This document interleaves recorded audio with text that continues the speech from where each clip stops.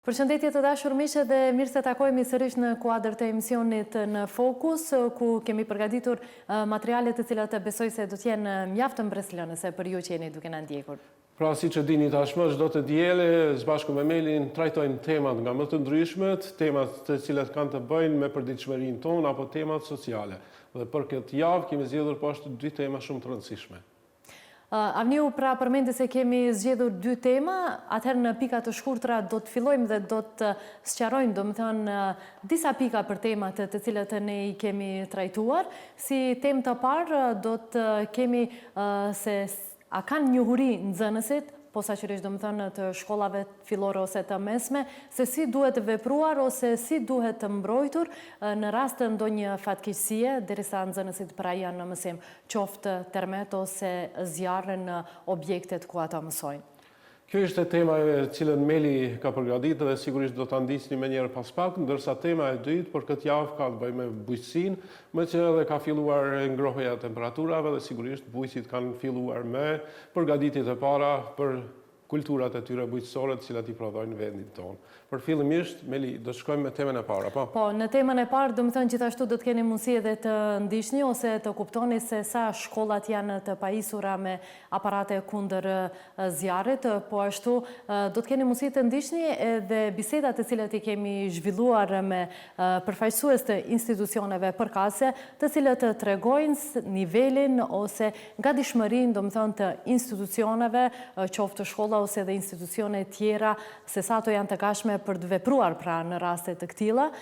Gjithashtu kujtojmë se gjithë këto erdhën si rezultat i tragjedisë në Koqan, ku në sipërfaqe dolën shumë mangësi për shumë institucione dhe tashmë institucionet ose inspektoratët u detyruan domethënë të bëjnë kontrolle të rrepta për të parë domethënë nga afër se në çfarë niveli domethënë janë të organizuara shkollat ose dhe institucione tjera për të vepruar në rast të ndonjë fatkeqësie. Pra pa humbur kohë, ndjekim kronikën dhe rikthehemi sërish. Një pjesë e nxënësve të shkollave të mesme në vend tashmë kanë marrë njohuri se si duhet reaguar në rast të zjarri ose tërmeti dhe si të veprohet nëse ndokush është i lënduar ose ka mbetur brenda. Nxënësit e shkollës së mesme Cfeta Ndimov në Shkup u pajisën me këto njohuri pas simulimit të tërmetit dhe zjarrit në këto objekt, si dhe ligjëratave nga përfaqësuesit e kryqit të Kuq.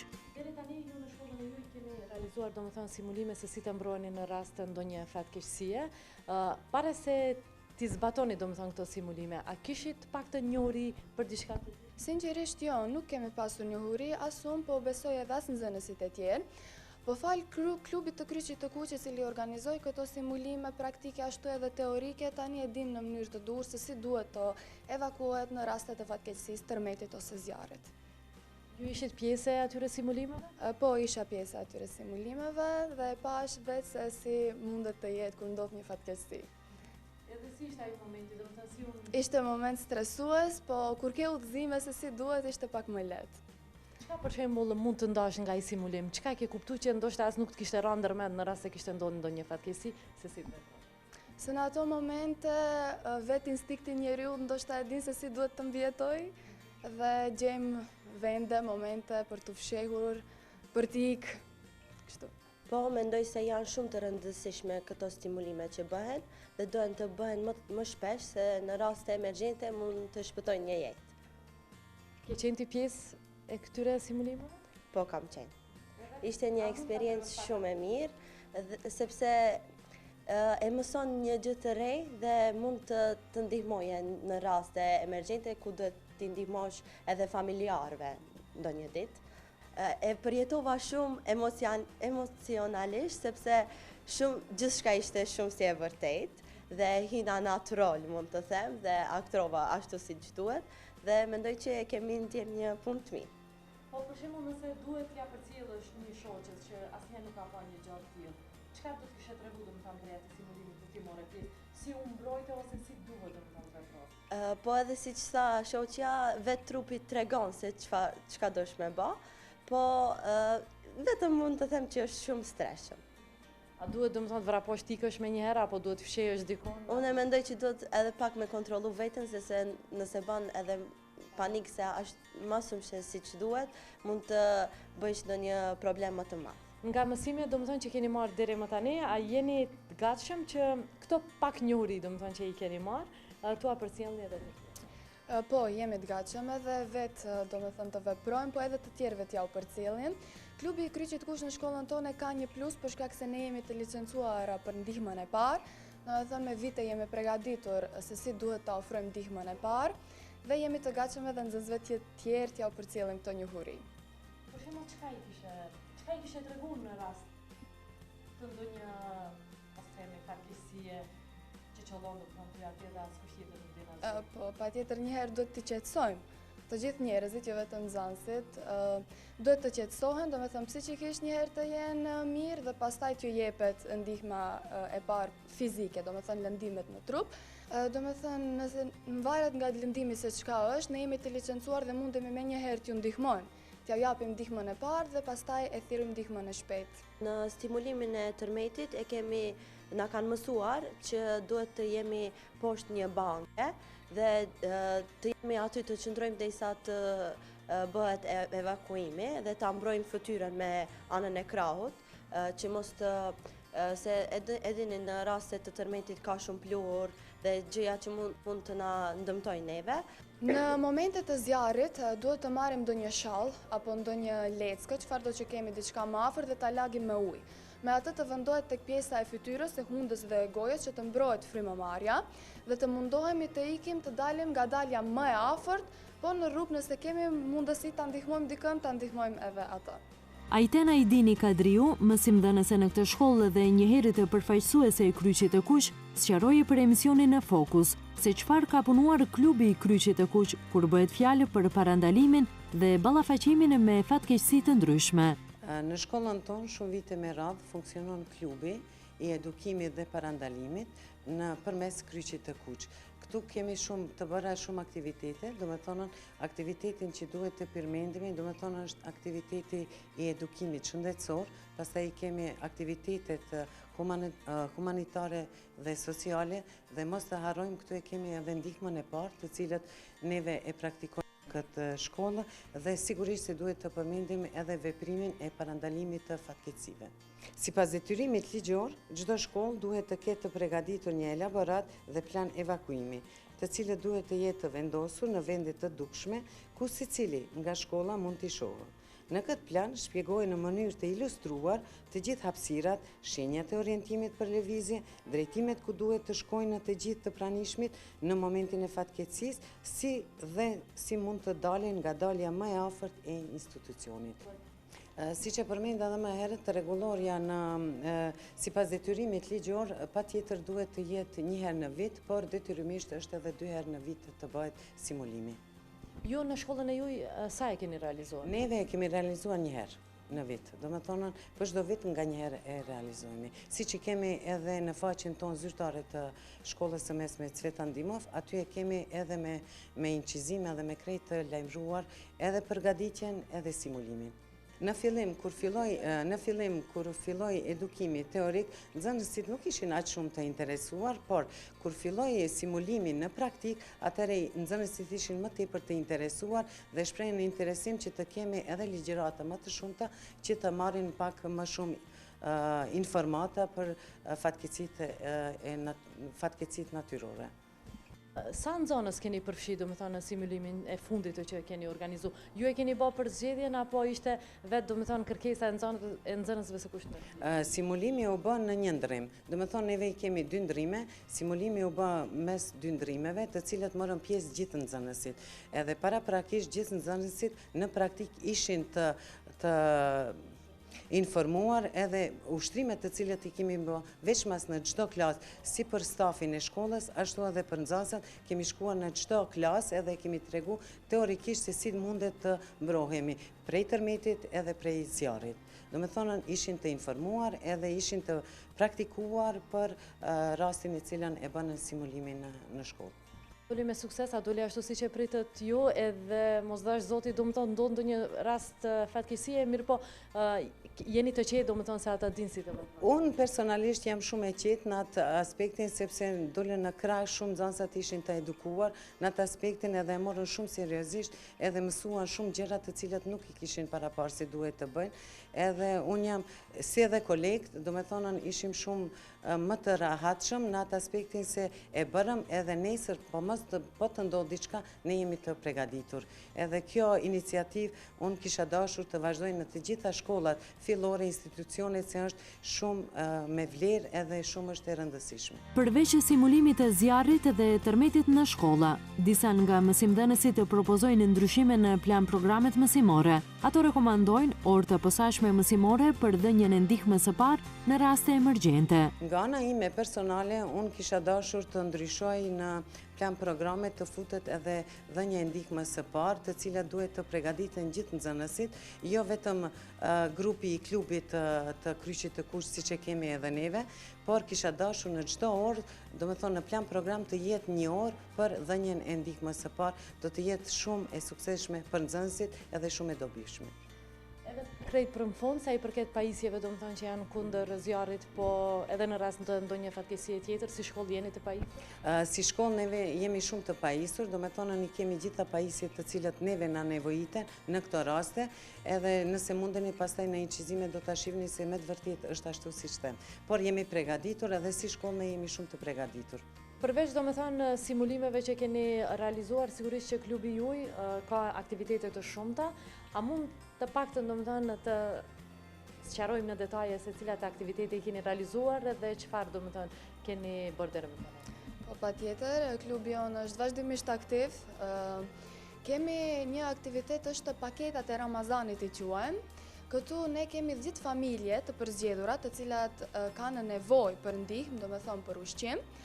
Qojmë lajmërime në për të gjithë shkollën, se do me thënë kur është afer Ramazani, qojmë lajmërime në për të gjithë shkollën dhe të regojmë se po mbledhim, do me thënë të holla për këtë arsye për 10 familje të cilat janë në nevoj, dhe shkolla jonë mund të them se nxënësit janë shumë humanitar dhe çdo herë është mbledhur një shumë e madhe e të hollave.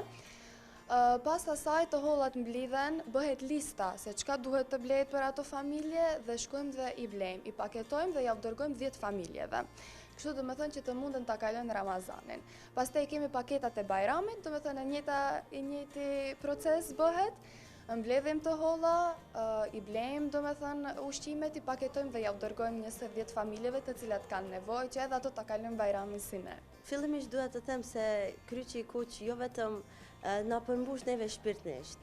Kemi një aktivitet që e quajmë lulja e Bajramit, që e kemi një lulje të Bajramit dhe aty vendosim emrat e fëmijëve që janë me nevoja, dhe ato e kanë, secili nga ato e kanë nga një dëshirë, dhe ne mbledhim tolla, e kemi në marketet, aty qëndrojmë tërë ditën që të mbledhim tolla dhe me ato tolla ja u blejmë dëshirat që i kenë. Shumica dojnë lojna, po na e këshirëmi diçka që mund ta përdorin më shumë. Deri tash këto aktivitete që i përmendën nxënësit, përveç luljes së Bajramit, janë të aktivitetet të Kryqit të Kuq të Çajirit, ndërsa lulja e Bajramit është aktiviteti i qytetit të Shkupit, edhe ky aktivitet e kemi lidh një bashkëpunim me organizatën Dua Ilberi, me fëmijët me nevoja të veçanta, ku çdo herë është kënaqësi dhe është një kënaqësi e jona që të marrim pjesë në atë buzëqeshjen e tyre të cilën e kanë çdo herë të sinqert. Edhe sigurisht me gjithë nxënësat të cilët e bëjnë këtë aktivitet, e kemi mezi presim ta bëjmë këtë aktivitet se kemi shumë ndjeshmëri dhe kemi një buzëqeshje aq shumë të madhe saqë na mbush zemrat neve të gjithëve. Kjo është një aktivitet që duam ta ndajmë, pastaj e kemi edhe ndihmën e parë që e bëjmë këtë, edhe i kemi garat siç e përmendën edhe më herët, të cilët marrim pjesë neve si klub i Kryqit të Kuq në shkollën tonë Sveta Ndimov. Sa nxënës janë të përfshirë në klubin e shkollës dhe si bëhet, do të thonë, përzgjedhja e tyre ose sa rritet interesimi? Klubi i Kryqit të Kuq është për të gjithë nxënësit. Kjo zyrje, siç e shihni këtu, është e hapur për gjithë nxënësit të cilët dojnë të bëjnë ndonjë aktivitet për kryqin e kuq edhe jashtë kryqit të kuq, por interesimi jashtëzakonisht është shumë i madh. Do të thonë, njëherë janë të ndruar, po pastaj kur e shohim se çka punojmë dhe si punojmë, atëherë numri është duke u rritur shumë vitin këtë vit, shoh se nxënësit janë më tepër të interesuar, edhe ndërgjegjësia ka arritur atë nivel të cilin unë personalisht kam dashur ta nxjis. Do të thonë të jemi më tepër human, edhe ta nxjismit këtë ndjenjë të cilën e kemi, por ndonjëherë duhet të nxitet nga dikush që ta përballojmë edhe ta punojmë. Objekti i shkollës së mesme Cfeta Ndihmove ka edhe shkallë të jashtme emergjente, ndërsa brenda objektit janë të vendosura të gjitha pajisjet kundër zjarrit dhe tabelat që tregojnë planin e menaxhimit të emergjencave. Pas tragjedisë në Koqan, dole në sipërfaqe shumë parregullsi dhe mangësi në shumë institucione, kur bëhet fjalë për sigurinë dhe funksionimin e institucioneve përkatëse. Përfaqësuesit e kompanive që merren me shitjen e aparateve kundër zjarrit thonë se pas paralajmërimeve për kontrolle të përforcuara, 80% e subjekteve juridike kërkojnë të blejnë pajisje kundër zjarrit. Ata nënvizojnë se konsumi i aparateve është rritur për minimum 1000%. Momentalisht konsumi është rritur për minimum 1000%. Madje egzagjerojnë se them edhe 10.000%. Importohen pajisje nga gjithkund tekstualisht, dhe askush nuk e kontrollon atë se çfarë pajisje shfuten në shtet dhe me çfarë sigurie, sepse shihet qartë se shërbimet inspektuese nuk e kryejnë siç duhet punën e tyre.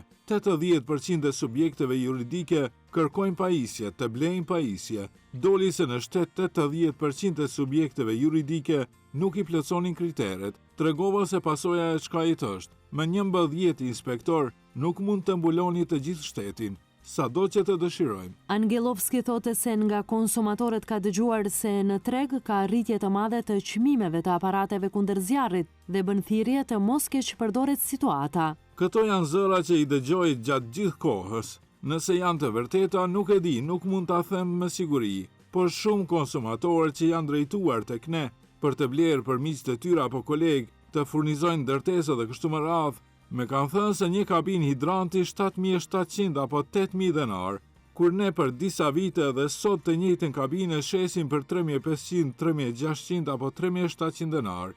Aq është çmimi real në treg, dhe sa duhet të jetë, që të mund secili të blejë dhe të mos keq përdoret situata, siç është për momentin. Tragjedia në diskotekën në Puls në Koqan, ku humbën jetën 60 persona, ndezi alarmin. Në këtë diskotek u konstatua një sër parregullësish në pjesën e sigurisë nga zjarret, pas çka institucionet përveshën mëngët dhe kontrolluan qindra objekte gastronomike, ku konstatuan shumë parregullsi dhe hoqën shumë licenca.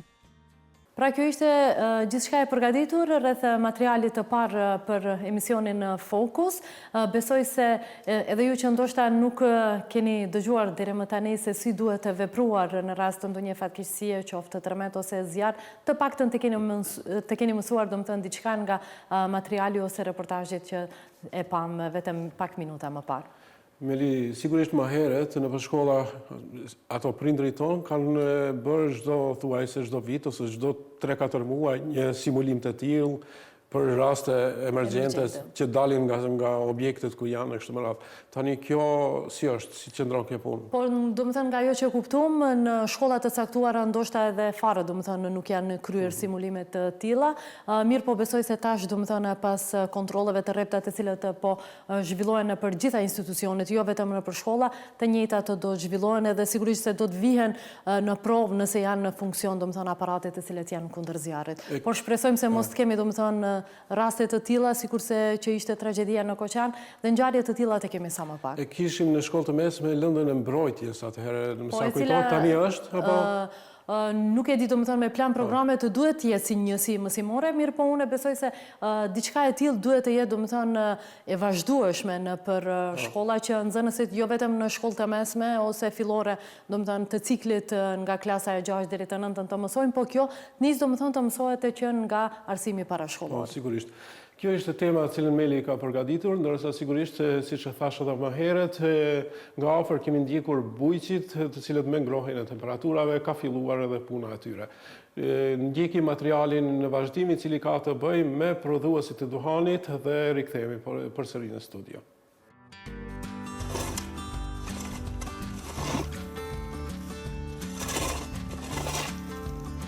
Sedati është bujk i cili merret me kultivimin e duhanit. Me fillimin e ngrohjes së temperaturave, ka filluar edhe angazhimi i tij në përgatitjet e para për mbjelljen e duhanit.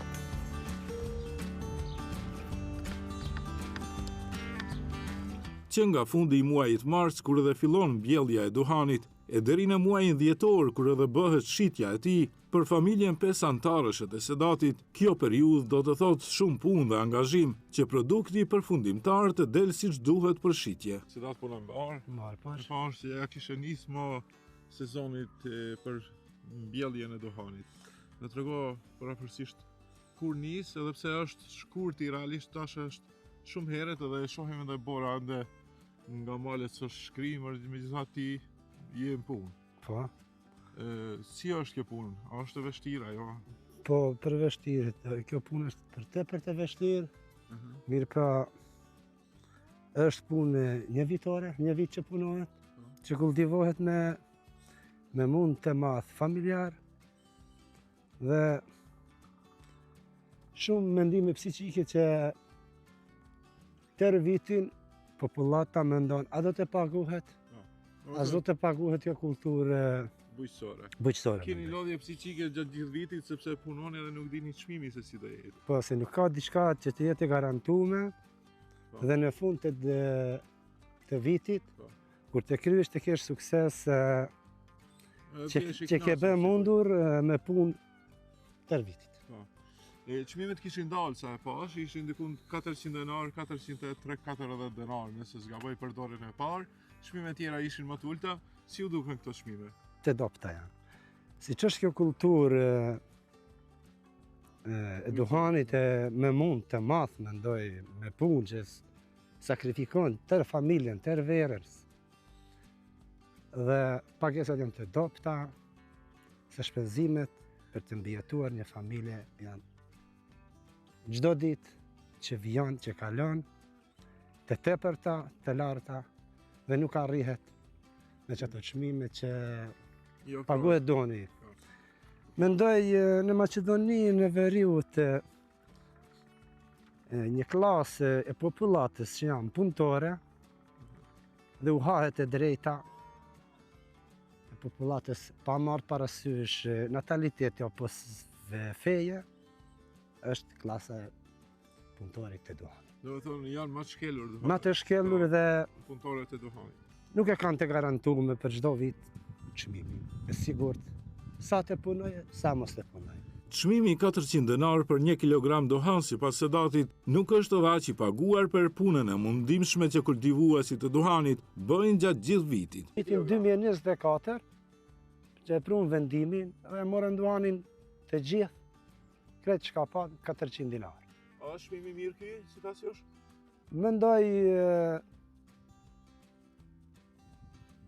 Mendoj që është real i paguar këtë vit.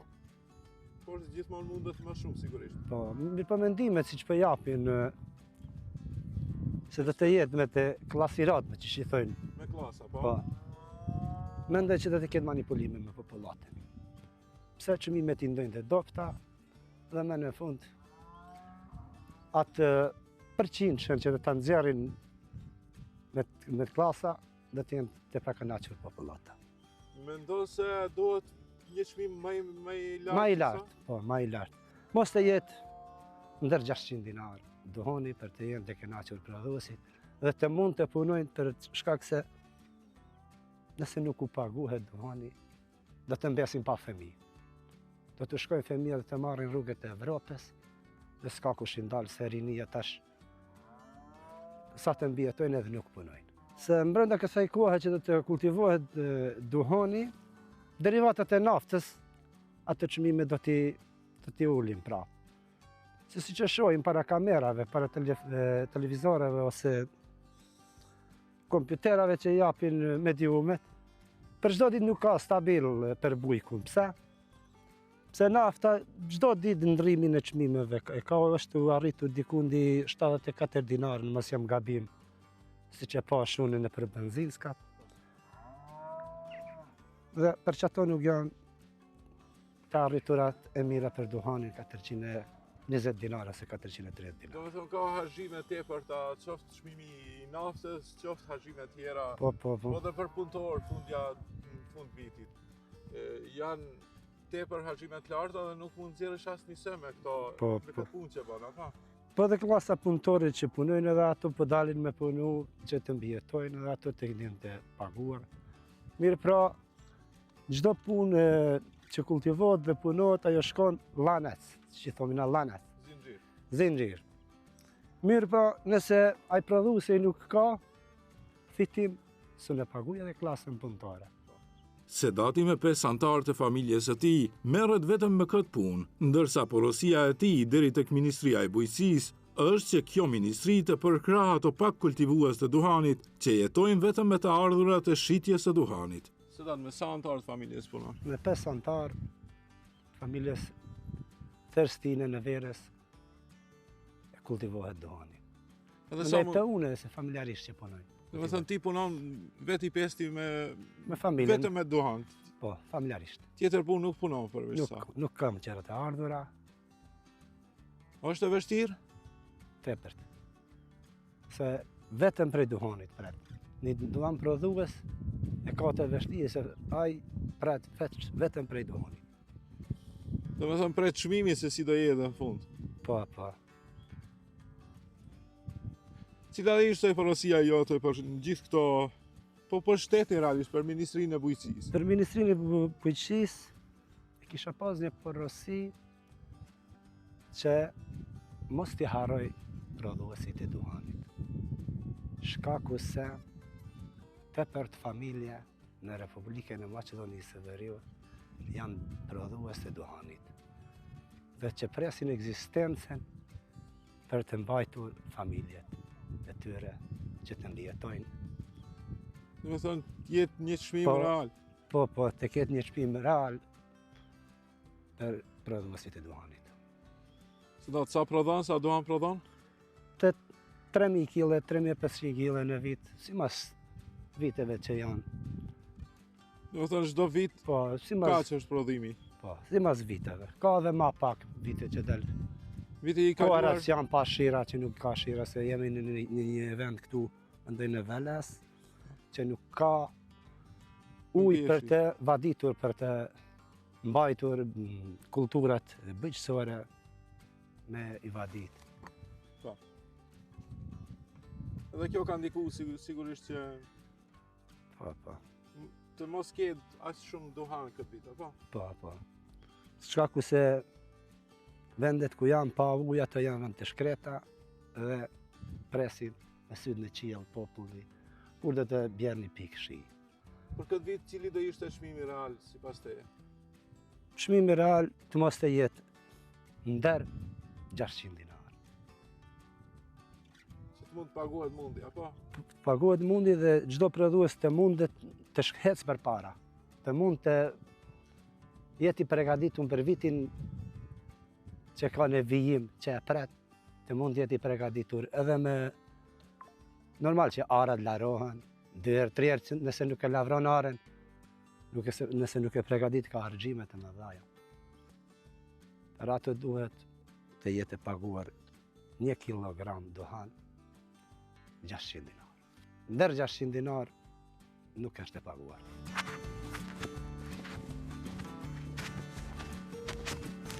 Datë njëherë tash, do me thënë, bëhet toka gati, dhe pastaj i hidhet plehi, pastaj mbillet edhe e pret sa kohë duhet të dalë, derisa të dalë. 50-60 ditë në varet që vetë. 50 ditë, 60 ditë, derisa të bija, po? Jo, derisa të arrije për të nxerrë në ara. Në ara. Pastaj me makina tjera filloni e mbillni në tokë, kështu. Si mas kohës se të jetë ngrohi. Fillimisht bëhet toka përgatitet që të mund ta mbjellësh duhanin. Tu mbjellet fara e duhanit dhe pastaj vazhdon. Do të thënë disa ditë i duhet për të arritur të bërë rasat. Po. Asa ne rasatin e nxerr. I lejave që i thrasin në leja. Po. Që fundash të thrasin në leja. Masa le i merr në makina, nxerr në ferare. Po. 26. Do të thënë prej ditës sot me derisa të dalën fushë sa po e duhet. Prej ditës së sotme që ja kam nis, deri në vit 3, 2026.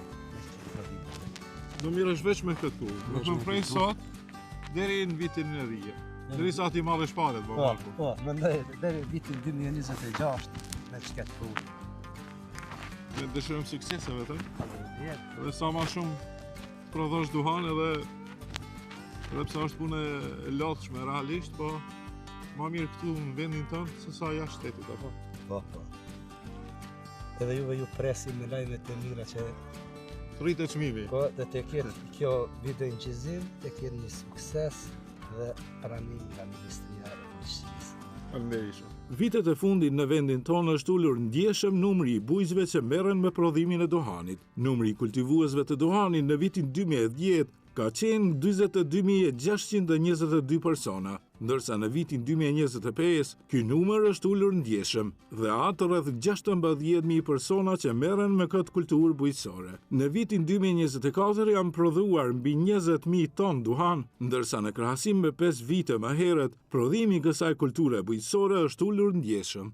Pra kjo ishte tema asaj për këtë bujqësve, ndërsa ne sigurisht do të sjellim edhe gjatë javës së ardhshme materiale tjera, cilët kanë të bëjnë me përditshmërinë tonë, kështu që propozoj të vazhdoni të ndiqni alisat, po edhe posaçërisht emisionin në Fokus. Pra ishte gjithçka e përgatitur për emisionin në Fokus, shpresoj të keni ngel të kënaqur nga temat e cilët i trajtuam pra për këtë emision dhe sigurisht se shumë temat e tjera do të vijojnë javëve të tjera të emisionit në Fokus dhe besoj se do të jenë mjaft interesante, por për gjithçka ne që kemi përgatitur ju mos harroni të na ndiqni çdo të diel në ora 17:50. Deri në emisionin tjetër, mirëmbëjtje. Atëherë deri në emisionin e ardhshëm, miru pafshim, megjithatë Meli çfarë do të përgatiti për javën tjetër? Do shohim tashmë, domethënë me nisjen ose me qeljen e sezonit, besoj se temat shumë interesante do të vinë pra në emisionin në Fokus, të cilat janë të sferave të ndryshme, domethënë qoftë transporti, qoftë problemeve në shëndetësi apo edhe të problemeve në arsim. Megjithatë gjithçka do të mbetet për të parë në emisione tjera. Shihemi javën tjetër.